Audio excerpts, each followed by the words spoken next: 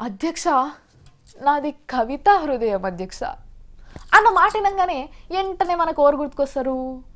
నన్న పనేనక్క కదా. రాజక్క ఎంత సెన్సిటివ్ అంటే పువ్వులాంటి సున్నితమైన మనసు. అందుకే ఇవాళ పువ్వులతోని ఏమో హంగామా చేసిందంట.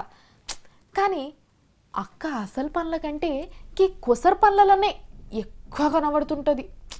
చూద్దాం మనం కూడా. నన్నపనేని రాజక్క ఏం చేసినా ఎరైటీగానే ఉంటది. కొత్త కొత్త నిరసనలతోని నలుగురు కళ్ళల్లో పడుతుంటది.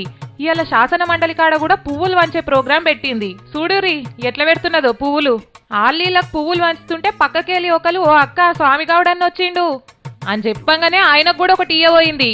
ఇదివరకు దాకా పెట్టిన పువ్వులు సరిపోవా, ఇప్పుడు మళ్ళా ఈ కొత్త పువ్వా అని స్వామి గౌడన్న తీసుకోకపోయే వరకల్లా ఉంచుకో అని అంగి చెవులో పెట్టింది. మీకు పెట్టిన పువ్వులు బాగానే యాడ్ చేసినావు అని చెవులో కూడా ఇంకోటి పెట్టింది. ఆగో ఎన్కే వాళ్ళ రాజక్క నెత్తిలనే పువ్వులు పెడుతున్నారు. ఎందుకు తీసేస్తున్నావు అక్క, మంచిగున్నది కదా పువ్వు, ఉంచుకోకపోయినావు కొప్పుతుంది అయినా పువ్వు అన్న నిజందుంటది. ఇక ఈ పువ్వులు పెట్టుడు ఇప్పటి సందన్న బంద్ చేయుర్రి, విభజనకు సహకరించుర్రి. ఇదే మా చెవులలో మీరు పెట్టే ఆఖరి పువ్వు అని స్వామి గౌడన్న రాజక్కకు ఆ పువ్వు మళ్ళా ఇచ్చేసిండు. ఇక పోటీల మీద ఒకరు జై తెలంగాణ అంటే ఇంకొకరు జై సమైక్యాంధ్ర అని ఒర్రీరు. రాజక్క సౌండ్ వెళ్తలేదు, ఇంకా జర్రంత ఎనర్జీ. ఇట్లయితే తక్కువైపోతావు అక్క నువ్వు. రెండు చేతులు లేవటి గట్టి గొర్రొకసారి.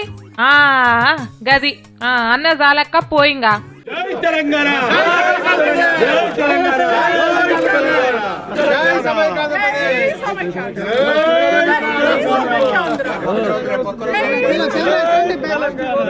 కానీ నువ్వు ఏం చేసినా ఎరైటీగానే ఉంటదక్క. ఎందుకంటే నీది కవితా హృదయం కదక్క, గందుకే కావచ్చు.